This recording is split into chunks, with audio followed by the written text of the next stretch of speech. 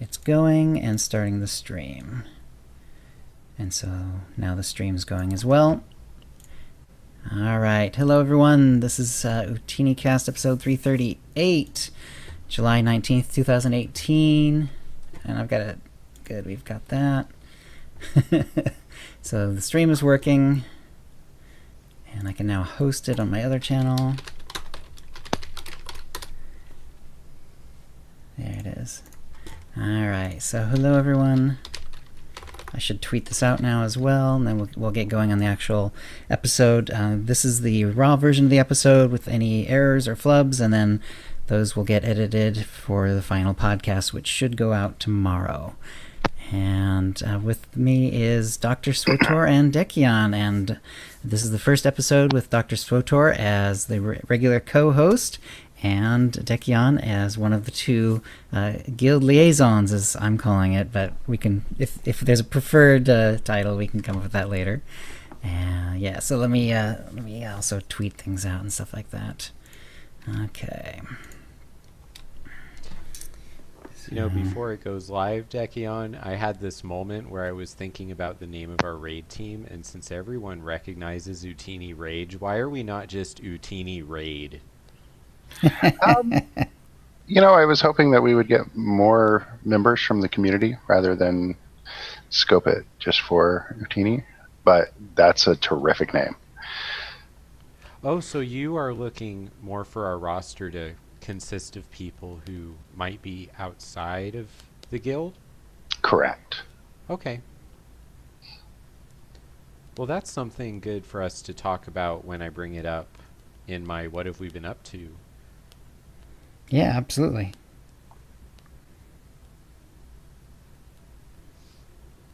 Okay, I've just about got this tweeted out.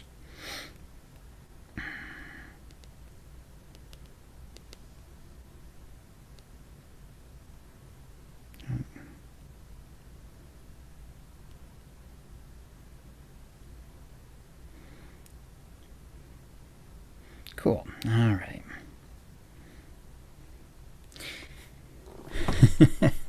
Hey, Iron Spider, how's it going? Okay, so if you guys are ready, I think we can just go ahead and roll right into this. You guys both ready? Or did you need to make more notes? No, I think we can do it. Okay. Are you ready for the intro, Dr. Swotor? Normally I'll be able to just take it, but this is a special one, so... Yeah, there's pressure on this one. Let me make sure it's on half of his screen here. All right. So when you tell me you're ready, then I'll take my 5 seconds and then I'll get going. Okay. Was that a yes? But the guess. Now I am the co-host. Yeah, I can do it. Okay, here we go. Going in 5. Hi, and welcome to the OotiniCast. When I left you, I was but the guest. Now I am the co-host. Hey, nice. This is episode 338 being recorded on Thursday, July 19th, 2018. I'm your host, Jill, with our new co-host, Dr. Swotor. Hey, Dr. Swotor. Hi, everyone. How's it going? I'm so excited to have you here, and we do have a guest, and it's Dekion, who, along with Fiona, is going to be the two OotiniCast sort of guild liaisons. Hey, Dekion, how's it going? Good, how are you? Great. Now Fee was out with some of her girlfriends tonight, so it's just you? That's correct. Awesome. And you were saying before the show that you feel like Fee's like going to be like the real liaison. She's going to be like the real talky, ready to go at a moment's notice liaison. Is that right? Oh, absolutely. Listeners to the show will completely get that. I think so. All right. So, Dr. Swotor, welcome to the show as a co-host. I'm so excited to have you here. Obviously, you've already got some ideas that you've expressed to me offline about how you might do things or add to the show or do regular bits on the show or whatever. We don't have to go over that right now, but just let us know what you're feeling and what you've been up to in the game. All right. Now, before I get really into it, This has been a surreal week for me. Okay. So what I've been doing in game actually has a lot to go explaining that feeling. Our Jar Jar Joyride, which is the casual play group experience that the Utini guilds do every Friday. It took 2 nights last week because I was talking with Dekion and Fee and some other people and saying, we need to kill Isaacs. And that conversation started a few weeks ago, actually. So we made the plan. Friday became the target. And I knew after talking with you several days earlier that I was going to very shortly become much more involved in what the Utini guilds are doing and what the podcast is doing. Right. And I told you, I got this. This is my job. I have the lockbox in my brain, patient confidentiality and all of that. And so I just played the game with my new friends, tackling bosses that some of them have never seen before. And other people had killed the first one many times, and then fewer had killed the second ones. And Nahut was always interesting when you have new people in the group. And so we got through it. It took us 2 nights, and it was so much fun just getting to meet new people. For me, new people, new server, new group, and for some people, several new bosses. So that was a lot of fun. And just the whole the final night, we were in the middle of doing polls on Isaacs, and each one was getting better. And Chill, you dropped in. I sort of knew this was going to happen, but I didn't know exactly how. And the announcement happened. And so now I'm the new co-host of OotiniCast. We're on our 4th or 5th poll on Isaacs. We're getting really close. And Twitter is just notifying me over and over and over with all these people that I've been talking with for years in different capacities, just expressing what they think about me being the co-host. And I'm trying to kill this boss, and it had a really riveting ending that I want to talk about that a little bit later maybe, but it's been such a surreal week for me. I'm so excited to be working with you and to keep making some episodes for this podcast. That's awesome. Excellent. And have you been doing anything else in game this week? Yes, I've been leveling up my Sage on the Republic side because July is a Utini Nights month for Conquest. And so we did do the Gods from the Machine on the Empire side just because I think I certainly have a geared character, much more up to the challenge on that side. But I'm really trying to get my repertoire of tunes on the Satil Shan ready to go for more things. So Sorcerer Sage is my most important characters, and then from there I'll start building out my roster a little bit more so I can serve more functions for our group. So just not using the level 70 tokens, just leveling up the well, not really the old-fashioned way because it's much quicker now, but as close to old-fashioned as possible. Oh, that's awesome. Excellent. And did you want to say anything about what you want to do going forward with the show specifically, or are you just gonna kind of let that gestate a little bit longer? Yeah, I have several ideas to sort of add to the format because I think everything Chill and Tio have been doing for years is outstanding. So I just want to tell everyone listening that I've always felt like OotiniCast is my favorite podcast in the SWTOR community. And even if you would have asked me 3 weeks ago, 5 months ago, I would have said OotiniCast. So I can't believe that I'm sitting here, with everything going, but in this capacity, I'm so excited. So, obviously I'm Dr. SWTOR. I really like the psychology of games, and my goal is over time to start bringing a strong element of that, but also preserve everything that's already great about the podcast. And, professionally too, if I have anything game related that comes up, I would love to just give everyone a heads up and share that with everyone. I put in the show notes that I have a new research topic. I have a lot of traction at my university for the idea, but it's such a new idea in terms of there's not any literature review behind it yet. So I can't really say what it is yet in specifics, but when the time comes, I'm going to be really interested to do some more online survey and maybe some sit-down interviews with people who have some opinions about what it feels like to not be successful while playing a game that they are invested in and they love.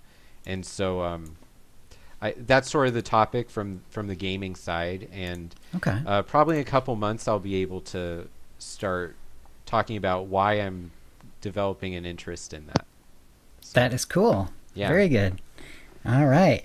And Dick, hey, welcome to the show as guild liaison. How you doing? I'm good. First, I'd like to congratulate Dr. Swartor on his new position as co-host of Utini. Having listened to the show for 4 years plus, including going back and catching up in all of the old episodes, I think that he's a perfect match for this. So I'm excited to see what happens going forward, especially with your vision for the show, and add a sprinkle of Dr. Swartor and a cup of Fee. I think it's going to be perfect. That's awesome. Love it. Yeah.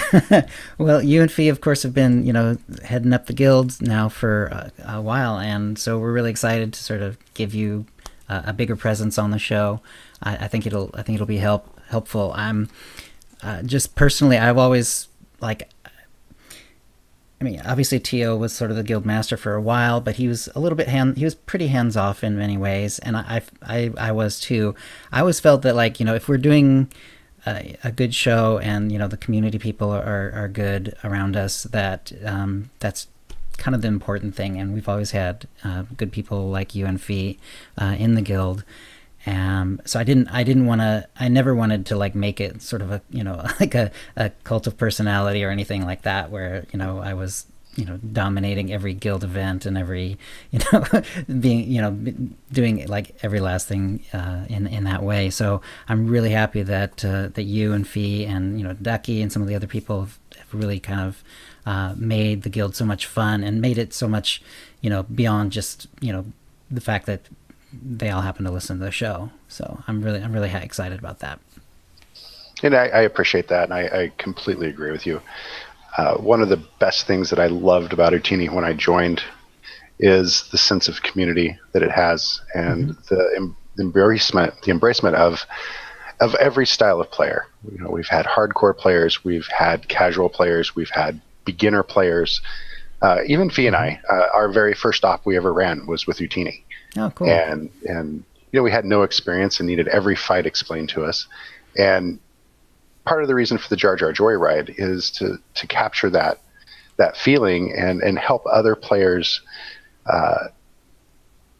learn the ops and enjoy that part of the game. So I'm really happy that I'm now in a position to be able to say, okay, this is the direction we're going to go, and we've been heading in that direction for the last year or so, and it's just been a completely fun ride. Excellent. And obviously, you were with Dr. Swotor when you took down Isaacs, right? Yes, it took 4 months, Wow. but finally the Jar Jar Joyride took down Isaacs. That's so cool. Almost 4 months to the day of his release. Wow. It was 3 days shy. Had that mission in my mission log for that long. It took 2 nights. We breezed through Tithe and the Sisters and had a few hiccups on Nahut. And then the next night we decided to do Skyva and then took down Isaacs. And that was just incredible, just the feeling of accomplishment after that long, being able to do that, and kind of knocked it off of the Swartor bucket list. Absolutely. Well, what else have you been doing in the game? Doing a lot of conquest. Last week, both guilds were able to meet our conquest objective, which was pretty awesome. We've kind of gone from a guild that was very casual and not really focusing on conquest. And then as we've said in previous shows and in the past, we're focusing on each guild, one guild per month. This month we're doing Utini Nights. However, all of a sudden Utini Rage came out and ended up completing Conquest as well last week, which was really cool. So even off focus, it was doing okay. That's yeah, awesome. Which is awesome because we actually have members, that are on Utini Nights and Utini Rage. But we also have members that are just on Utini Rage or just on Utini Nights. So that was a great opportunity for them to achieve their Conquest objectives also with the guild and get the points and the prizes. Oh, that's cool. That's cool. And so it's basically so it's for you it's ops and then it's getting Conquest done. Do you do it on multiple characters? I do. Last couple of weeks, I've been focusing on 3 or 4. I think the most I've gotten it is on 6. I know some people in our guild. We may have to stage an intervention. I'll need to talk to Doc about that later to get his professional opinion on that. But we have some that definitely have taken it to an extreme, and that's awesome because hey, they're the ones helping us get to our objectives. That's cool. And what's coming up for this week? This week we're doing a little spin on the Jar Jar Droid Ride on Friday. We're doing a random op. So basically we're signing up blind. And when we all group, we're going to do a /roll. And I've made a list of 7 possible ops. And whichever one wins is the op we're going to run for Friday night. Oh, that's kind of cool. That's kind of cool. All right. Was there anything else? Other than Conquest, that is about it. Just keeping myself busy in real life with work, and then fitting in SWTOR when I get home. Awesome. All right then. Let's see. Let's give a shout out to the chat room. Agent Iron Spider's here. Anu, Commander Root, Deck is here as Dekion, Dreadix, Dr. SWTOR, of course, Duraregi, Electrical Skateboard, Floridan, Liberoha, Random Informi, Siskaika, Slow Cool, Starry Saber, T'Challa, VNK, Virgo Pros, and Working Class Nerds with 17. Hey Marcus, how's it going? All right. So what I decided to do over the last couple of weeks is I had been leveling up and gearing up my Assassin Chillvale, and I decided I've been enjoying that spec, and so I should be doing the mirror on the other side. So obviously I could do level 1 again. That's been sort of my modus operandi for quite a while now. But I decided to look back at my shadows just to see like who I already had out there. One of them I already knew. It was my old main that I did ops with for a couple of years, pretty much from like almost the start of the game, although I had a trooper for a very short time, but basically the start of the game through about partway through Shadow of Revan, and then everyone kind of switched roles because we were kind of set in one role for such a long time that some people wanted to switch. Anyway, so I'd been with that Shadow a long time, and then but I looked when I was looking at my shadows. I also had my old Light versus Dark Side character, Chill Santa, who I had a ball with back in the Dark versus Light event. Chill Satan was fun too, but Santa especially, I like. He's basically a cosplay character. He's like, I'm really happy with how he looks. He's got the big sled. He's got, and now I also took Nadia and gave her like a Mrs. Claus outfit. So we're like matchy kind of. Well, we're both Santa Claus and Mrs. Claus looking, but they're actually 2 different outfits. And anyway, it's just a lot of fun. So I took him. He was like 65. He's now level 70. He's most of the way through Kotfi, so quite a bit to go because there's the rest of Kotfi, all of Kotet, and then, Iokath and the Trader's Trilogy. He's at CXP level 53, so his gear's not great yet. He's like 3 of 7. But, it's getting there, and the spec feels just as good on the Republic side as it did on the Empire side, so that's working well. And yeah, I'm enjoying it a lot actually, and he's a lot of fun. I've actually, it's been a while. I was in Odessa, and just in one of the public areas, and like someone came over and was like clearly looking at my character and like standing right next to it, and then did like a little wave to say that yeah, I'm actually like checking out your character, and so we exchanged a couple of funny emotes just for fun, and then I had to head out. But yeah, it's pretty awesome. So feels good to be Santa, and of course that also means that not only do I have mirror classes, but I have my assassin is dark side, and Santa's of course light side. So a lot of fun stuff going on there. I'm enjoying it a lot, and it's really kind of weird to see Santa in some of the like Kotfi and Kotet chapters too. It's a little jarring, but it's kind of fun too. So I'm enjoying that a lot. All right, so that'll bring us to the tip of the week. We do have 2 tips this week. First one is from Benjamin Gerhardt. Be sure to claim your loot before interacting with defeated foes. Oftentimes, engaging a conversation will take you out of the current location, and if you don't collect the loot before you rub it in the loser's face, you may lose the chance to. Yes, I've had that happen, especially in any sort of like either the class story that happens sometimes, and then sometimes also like in the Kotfi chapters and stuff like that. So yeah, so definitely loot first and conversation second. And the other one is from Blay, and Blay says, a simple tip to help with the login screen for people using the security key. If you type in your password and your security key on the first page and get one of them wrong, you have to type them both in again. But if you only type in your password correctly, then you'll be taken to a second screen to type in your security key. This way, if you get something wrong, you only need to retype the one piece of information again. There we go. Okay, so let's see. So what you do, okay, so he's actually saying to just do the password and then don't worry about the security key, but then it'll ask you for the security key on the next page. That's kind of cool. I like that. I think I've done that by accident, but I've never really done it as a purposeful thing. But I see where it kind of separates them out, so that if you do get something wrong, you actually know which one they're asking for. And also Blaze says, I welcome Dr. Swotor as a full-time co-host. Look forward to hearing what you both have in mind for the show. Take care all, Blay. Thanks, all right, Blay. Thank you, Blay. Yeah, and by random allotment, Blay was the winner. So congratulations, Blay. You're the winner of a Tonfon or M83R droid key, courtesy of BioWare, and a new OotiniCast provided Cartel Market Pack from the latest shipment. And if you'd like a chance to win the same, please send your tips to OotiniCast@gmail.com. By next show. But before we head out, I think, Dr. Swotor, you had a tip as well. Did you want to read it?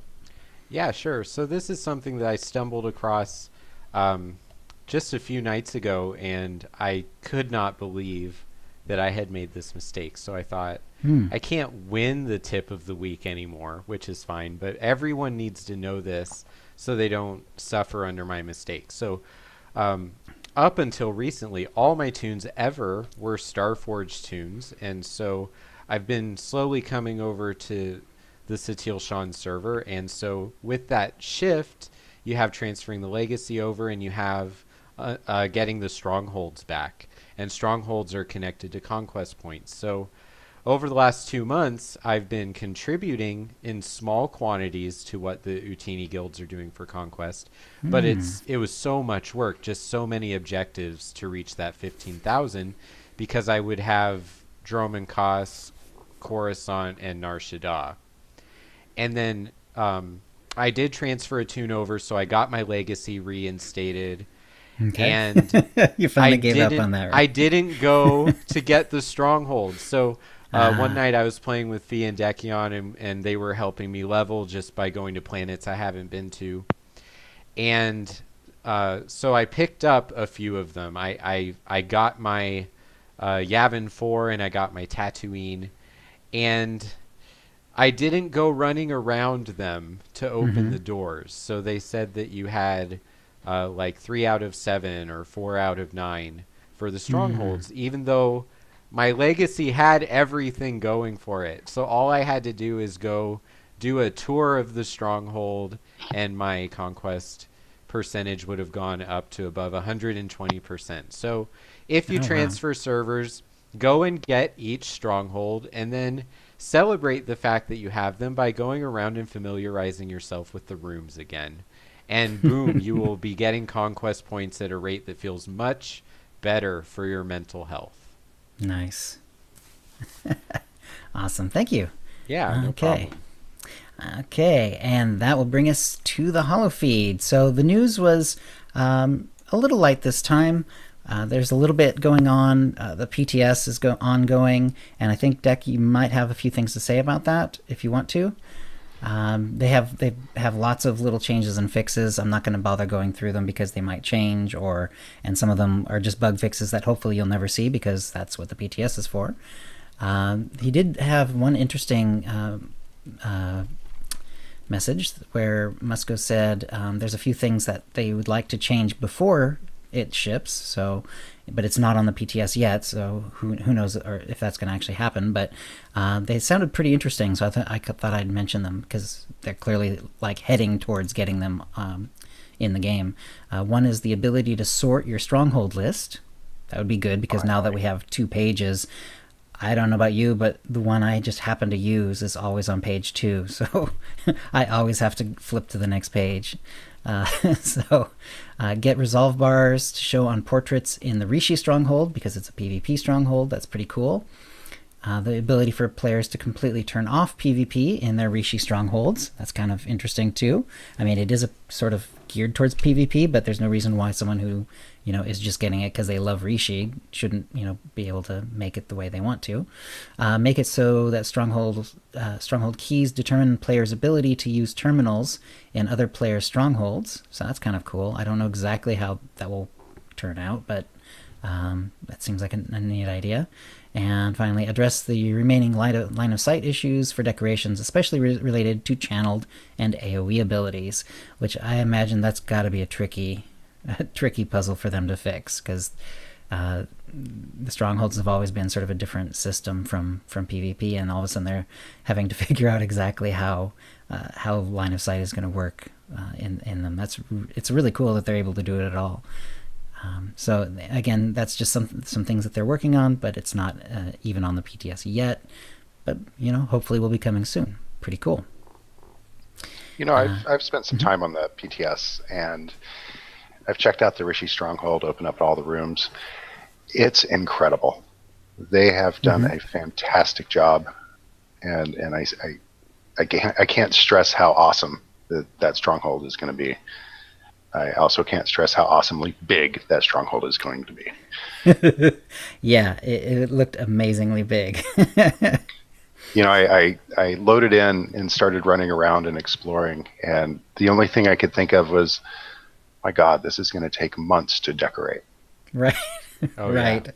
Yeah. And probably there'll be at least a few times while you're doing it that you'll do another run through and you'll realize you missed whole walls or maybe entire small rooms just because the place is so crazy big. It is. My main stronghold is Narshadas, so having the quality of life change to be able to rearrange strongholds is going to be huge. I will no longer have to always go to the bottom of the second page to transport.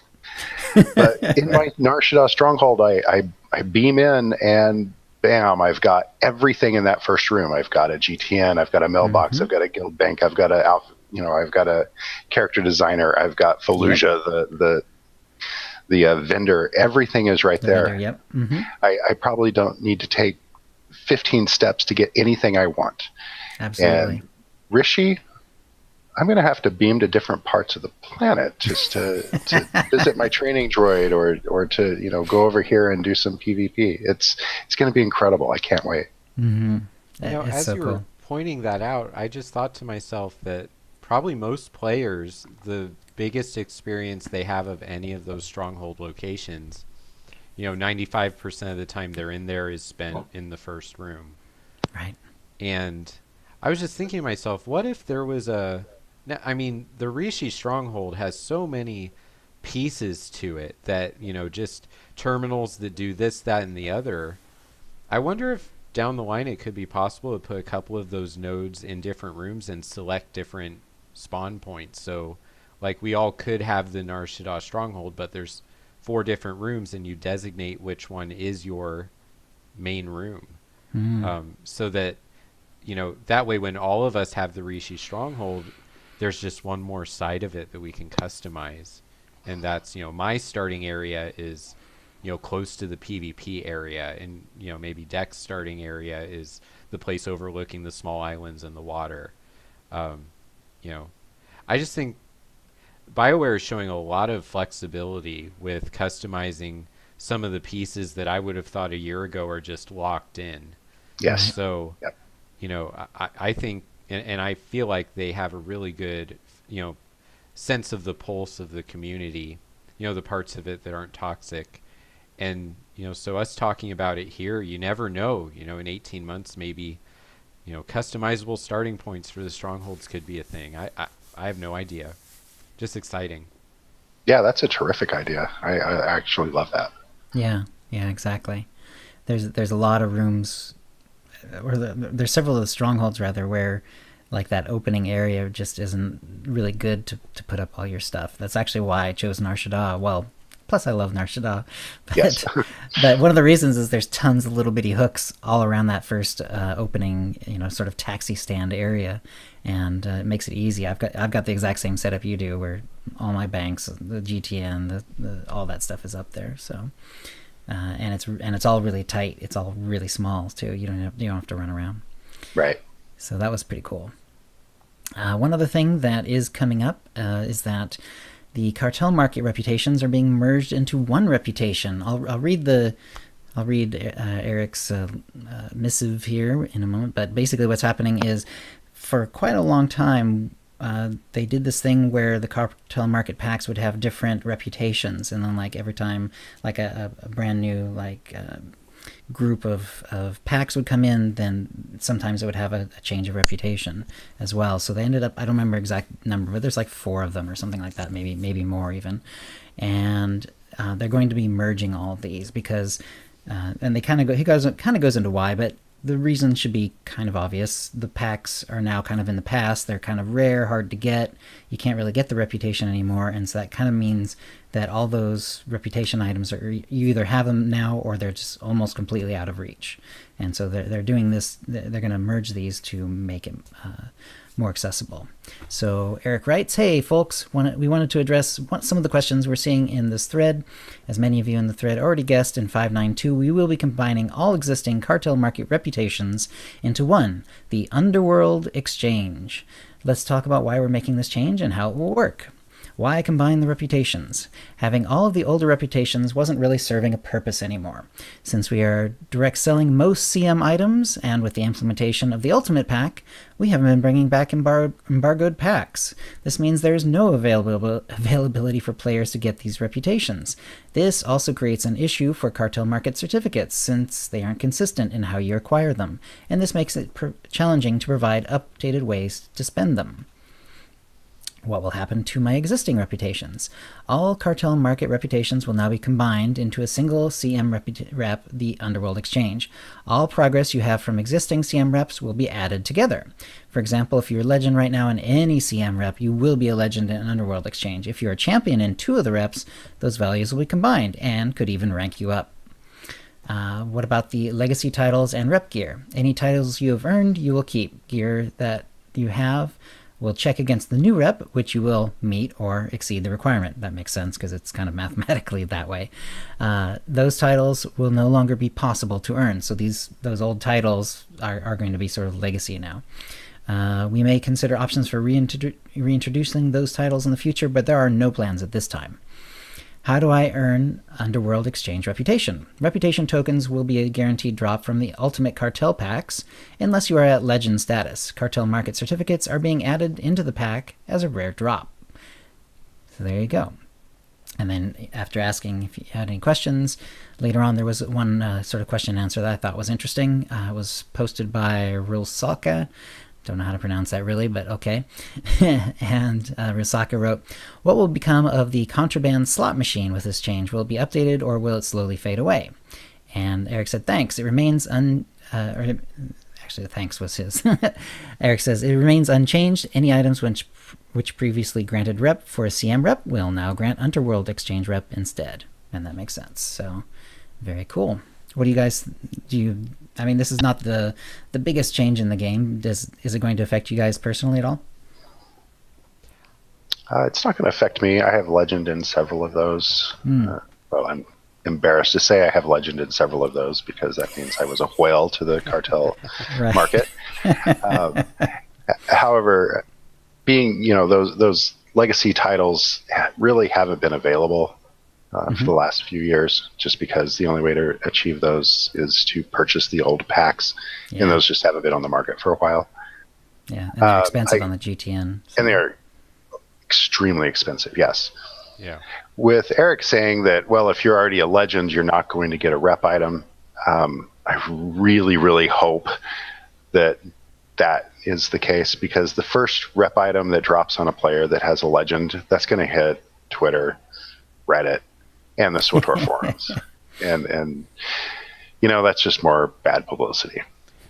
Yeah, it's one of those things where saying it is nice, the goal is to communicate clearly, but it just sets up a stipulation to make people upset. So if a person had legend rep and they get one of those, it doesn't matter anyway, so it just gives the picky people something to pick at. True. I think it's a great change, though. I really lament running around that Cartel Bazaar area or other parts of the fleet where those certificates would matter, and feeling like, well, it's not 2012 anymore, so, we've moved all the operations gear vendors all over the place, created new ones, deleted them, renamed them. So it's pretty clear that it's not that much work to move a vendor. But for some reason, those vendors persevere when nobody in the game can use them. Right. So, like the cartel certificate vendors. Yeah, true. And they have really cool stuff, so it's just obnoxious that they're standing there selling their stuff for a currency that doesn't exist. Right. So, I really hope that it becomes an accessible feature of the Republic and Imperial fleet with these new methods inside the Ultimate packs. I'm glad that it's not just being deleted, that they're going to reinvigorate it. I really hope that's the plan here. That's right. Cool. Somebody in chat just mentioned it's a bit like the limited edition vendor. Unless you want to pay $253 on Amazon for the collector's edition, then pretty much everybody has already bought everything from that vendor. So I'm not really sure why they don't include that one as well. Oh, that's a good idea. Yeah, that part was always tricky. They've always added whenever they did add something to the limited edition vendor, it was always a big ruckus, because the limited edition people are always really happy that they get something new finally, but it's completely out of reach for everyone else in the game. Well, I mean, how many of those still play the game? Like 7? I don't know. I'm not one of them, so I have no concept of how many people a change to that vendor would benefit in the current community. Right. So it's sort of like the HK chapter. They gave it to more people so that it's not just this dormant in-group kind of thing. And I think the game thrives when most of your people have access to the content. So, I think this change with this reputation and consolidating legacy titles, because some people are completionists, and it takes some psychological mind tricks to just not pay attention to the reputations that are 0 and that's the best you're ever going to do. So I know you can probably hide them, but who wants to do that? This is a video game. That's right. And it'll be nice to just for those vendor items to be more open for me, because I have used them on occasionally when I'm making a cosplay character. For example, the one that comes to mind is the dyeable. It's essentially the underwear, but it's dyeable, so you can actually make it different colors. And I use that for my She-Hulk character. And it was unfortunately off of one of those, and I had to get the rep up. And how I did it is I paid an enormous amount of money for a purple and white dye, which for some reason is super expensive and rare. And then then I had to buy a bunch of packs until I got the rep for that one stupid vendor, and then I could go and get it. It was crazy. It was a little nuts, but yeah, she's still one of my favorite cosplays. So it's all I'm not exactly I'm unhappy or anything. It's just a little nuts, and I'm sure.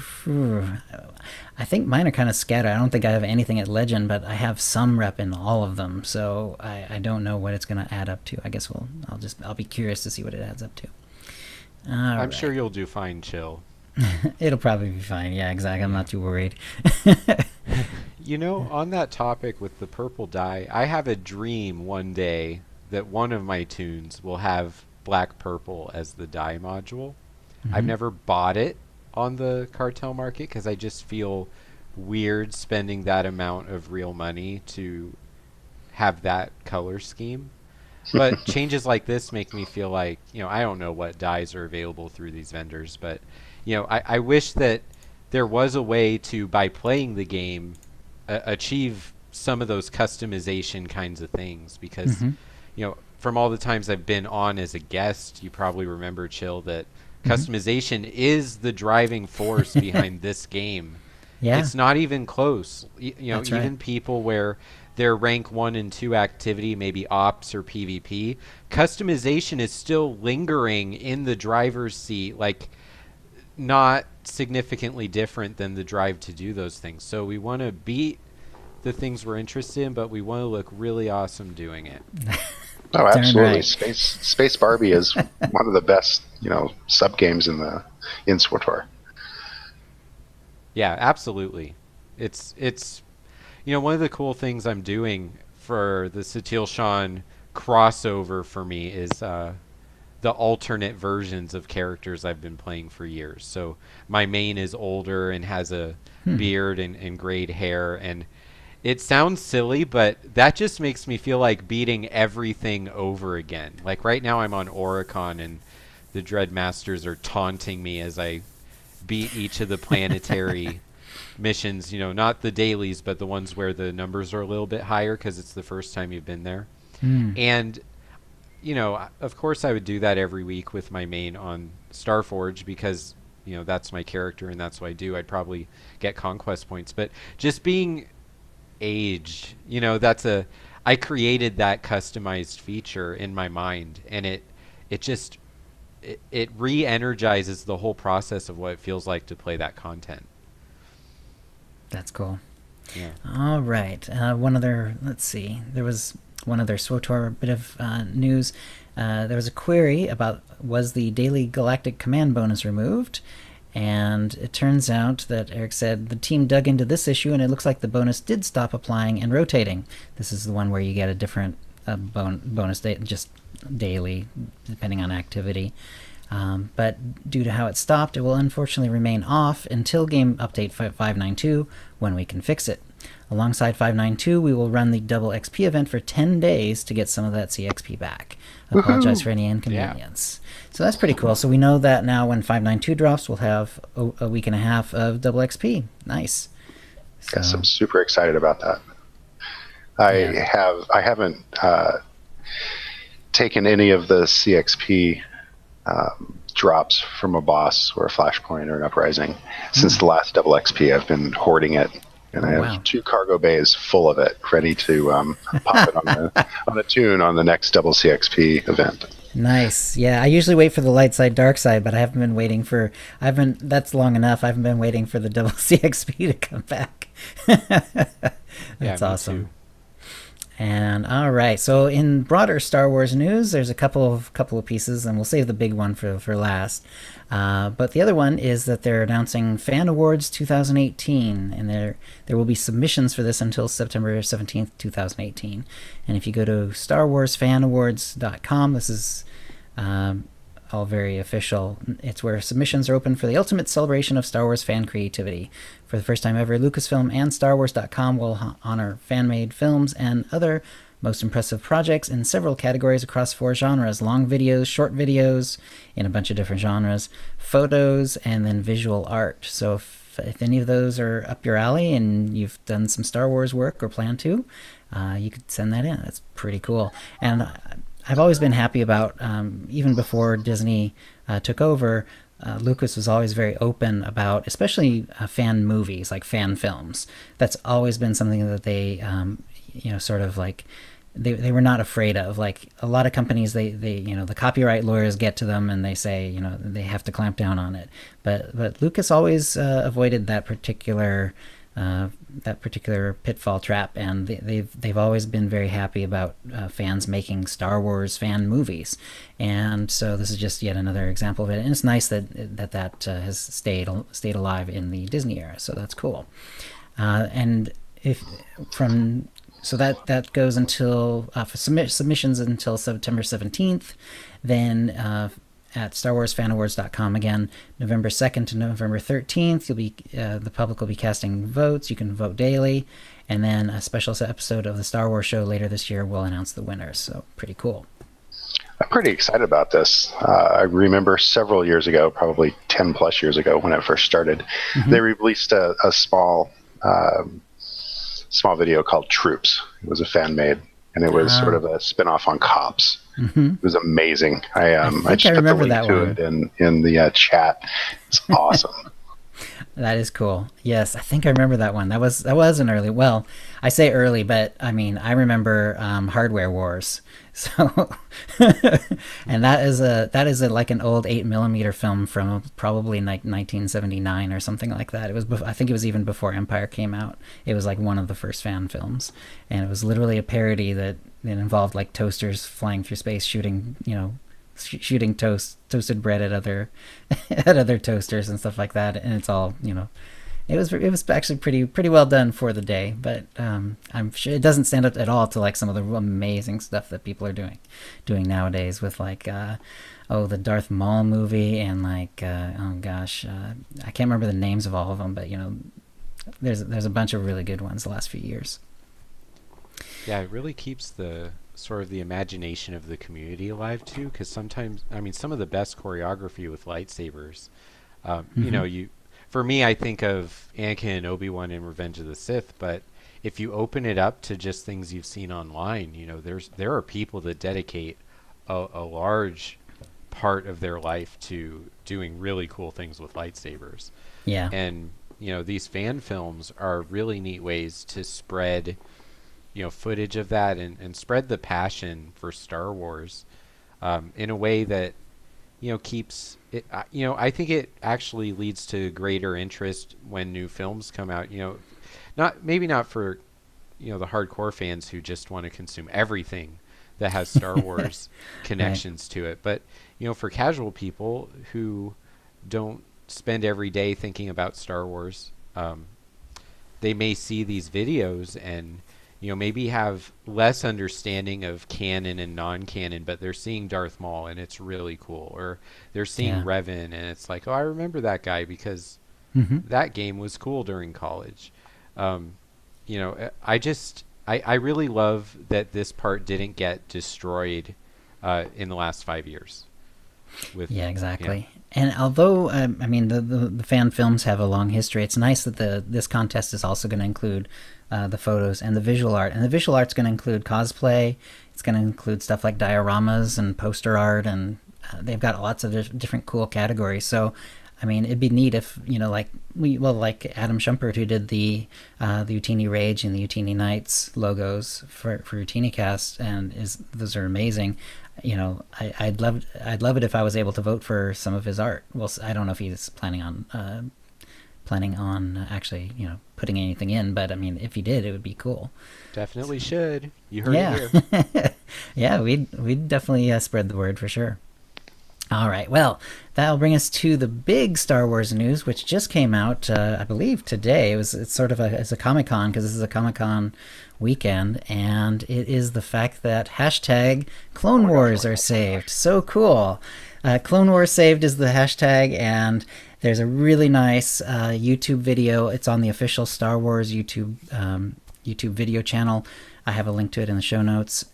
And I also did a little digging, found an AP article. Disney says it will release new episodes of the Star Wars animated series The Clone Wars on its upcoming streaming platform. The 12-episode run was announced Thursday during a panel at Comic-Con in San Diego. In an announcement, Disney says the show will continue the storylines of Obi-Wan Kenobi, Anakin Skywalker before he turns into Darth Vader, and the young Jedi apprentice Ahsoka Tano.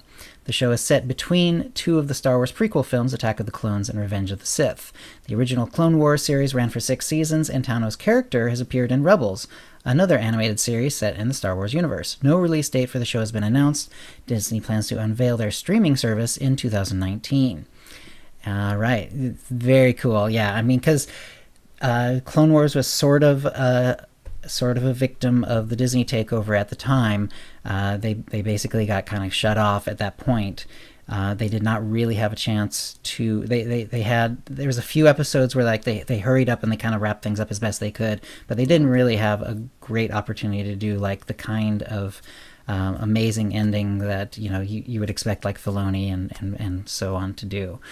Very cool. Yes, and Ahsoka is definitely on it. She's even in the video, the YouTube video. And by the way, the YouTube video is really well done. It's like it's not just like clips here and there, but it's like a really nice like you hear a voiceover with Rex and so on, and it's anyway. I don't want to. There's no need to spoil it. Hopefully everyone will be watching this, but it's very well done and it's very cool.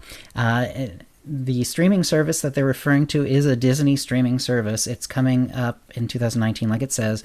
This is why there's news a few months ago that Disney is pulling its content out of Netflix and other streaming services like that. So they're sort of ending all of their movies and shows and so on, and it's just going to be this big old Disney streaming service that's coming up. So unfortunately, it does look like it's going to be like another thing to pay for, but if you want the Star Wars, if you want the Star Wars Clone Wars, I guess that's going to be the way to do it. We'll have to see like how the service is going to work, what platforms it's going to be on, and all that at some point later.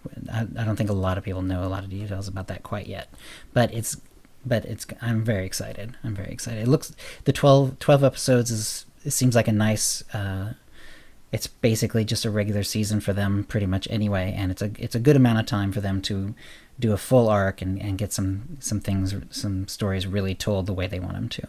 So, and I guess, have you guys seen all the run of Clone Wars until now? Yeah, I mean, actually for me this is really interesting timing because my son and I last week just started watching the Clone Wars. So we started with the movie, and we're pushing maybe 4 or 5 episodes a week through Netflix. So in like 3 years we might finish.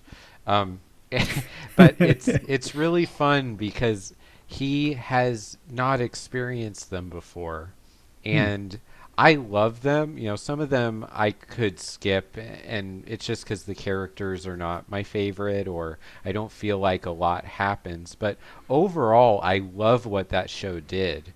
I think it's so neat to see those character moments. I think, I don't want to directly spoil Solo, but I think the Clone Wars started something, and to see kind of it stay alive with Rebels and stay alive with the Solo movie, it's a relevant part of the story we all love.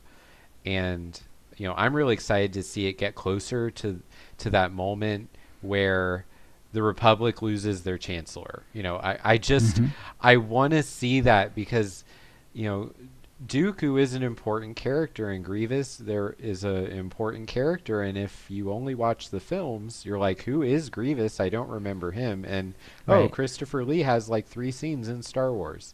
So when you watch the Clone Wars, they become a force in the story that's developing. And you get Asajj Ventress, you get Ahsoka Tano.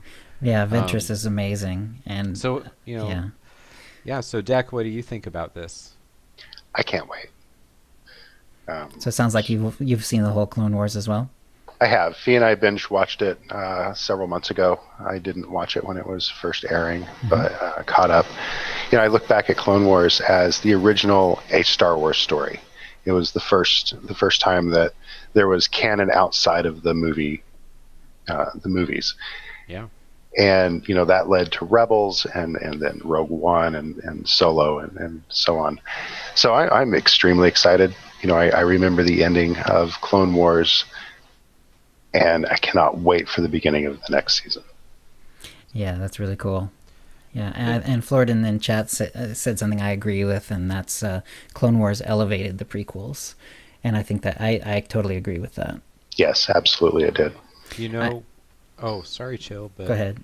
When you throw in what happens with the Jedi Order and Ahsoka, and you watch the first 45 minutes of Revenge of the Sith, without the Clone Wars, you're thinking, wow, like, Anakin, what's your deal? Like, this is who you devoted your life to. But if anyone's had a job that wasn't the most supportive of them, or family that kind of turns their back on them and doesn't support their dreams or their best interests, and then you see the Clone Wars, and then you see the couple slights at the beginning of Revenge of the Sith.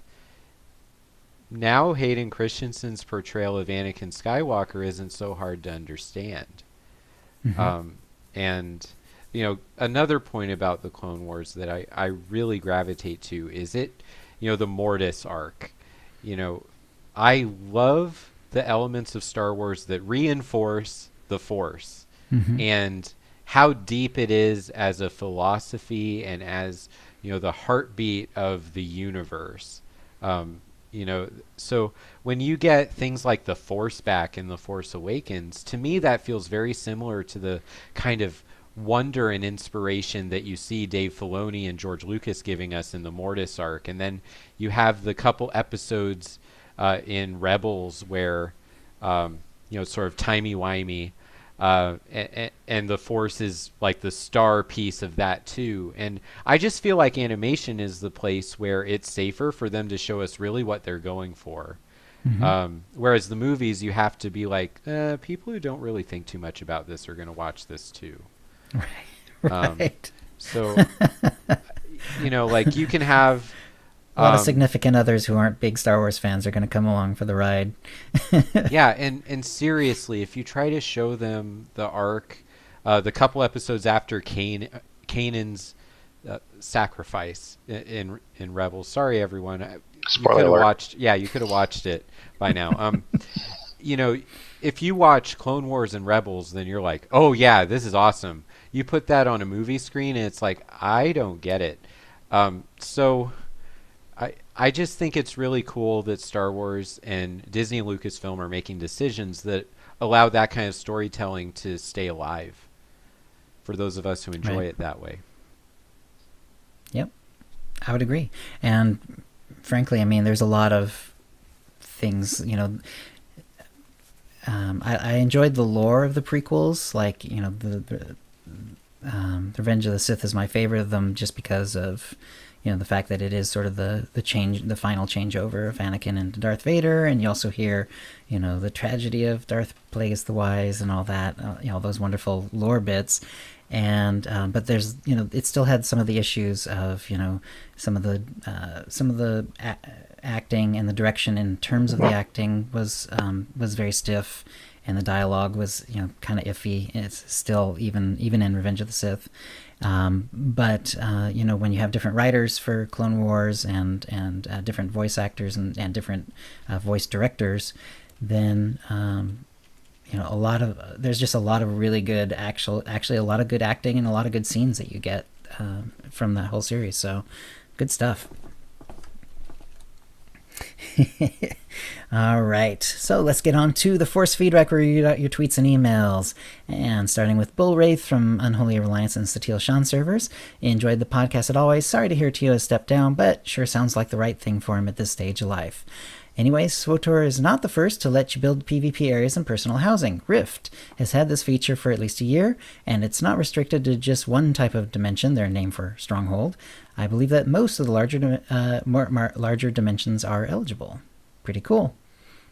wasn't aware of that. I guess there's nothing new under the sun, but I still think the way that SWTOR is putting it in this one is pretty cool. Like the fact that you can have the two different. You can have the Huttball or the regular type of Warzone, and the fact that you can decorate it and turn it off and on. I'm really excited about how that works. So pretty cool.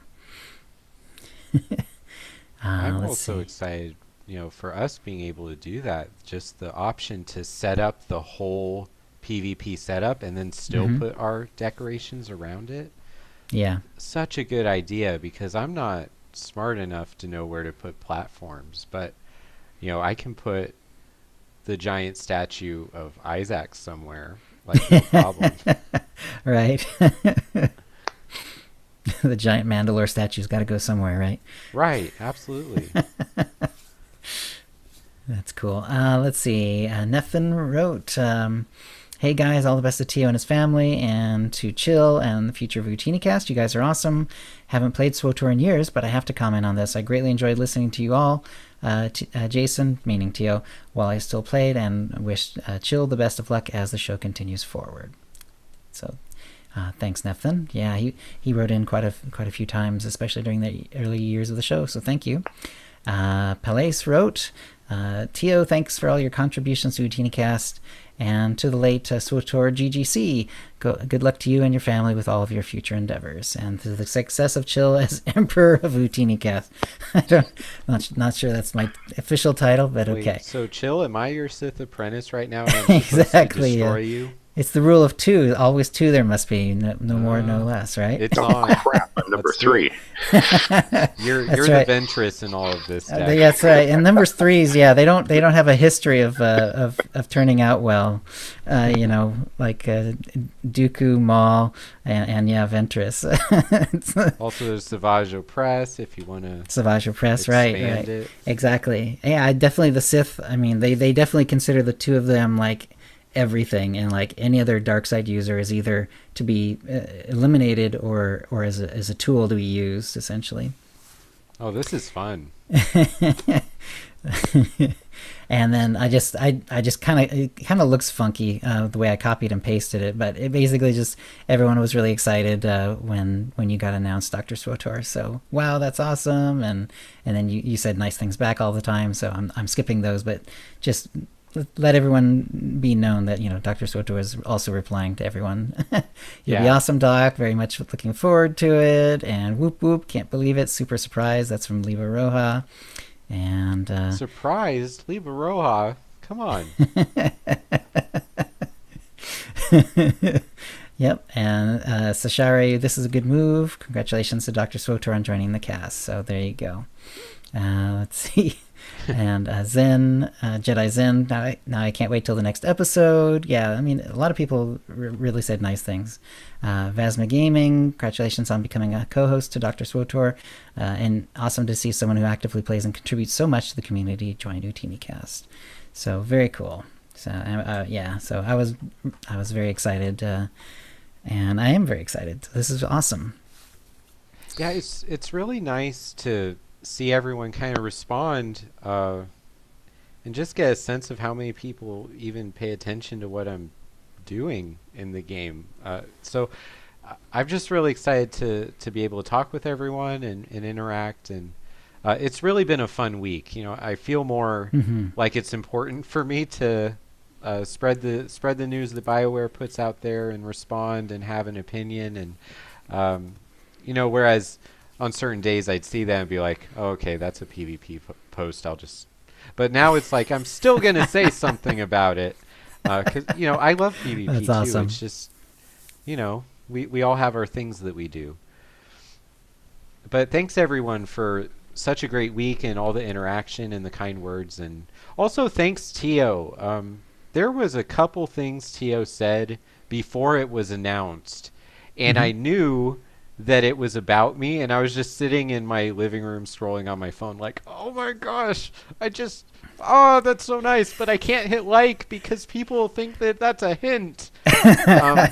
So the best I could do would be like text the people that I communicate outside of Twitter and are more a part of IRL Daniel, and then Saturday hit and the Isaacs fight ended, and like my phone, it was just so much fun to jump in there and talk to everyone. So thanks everyone for the welcome. It's one of the best things ever. That's awesome. I think that's a good place to end. If you'd like to play with us in the Utini Knights Guild on the Republic side of the Satil Shan server, or in our Guild on the Empire side, do a /c join Utini to join the Utini channel. Then let us know you're a fan of the show. You can email questions and comments about the show to OotiniCast@gmail.com. Follow us on Twitter using @OotiniCast. You can find contact details for all of us on our website, OotiniCast.com, which includes how to subscribe to us using iTunes, Stitcher, and the rest.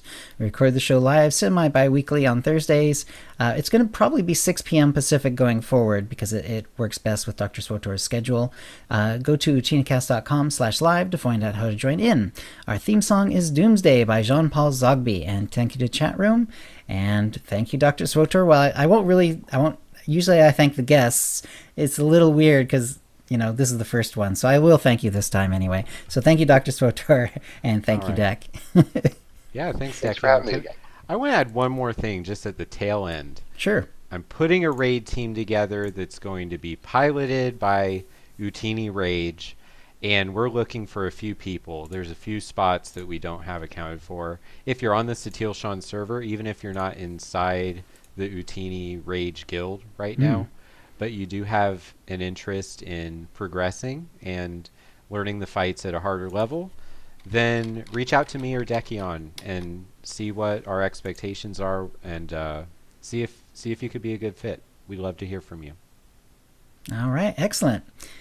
And we'll see you next week. Thanks, everyone. Thanks, everyone. Okay, you guys keep recording because I need to stop the broadcast first. So just hang on a sec. Thanks for listening, everyone. Oh, and by the way, just as a note going forward, because Tio was sort of doing this funky thing on the actual website with OotiniCast.com/live. But I don't really have like the knowledge and quite the expertise that he has. What he's done is he's simply OotiniCast.com/live is still a perfectly good way to get to it, but all it's going to do is send you to the Twitch channel, and so it's just going to simplify things. It's just going to be the Twitch channel will be the one-stop shop as far as the live show goes. So we'll go from there. So thanks for listening, and we'll see you next time. Bye bye.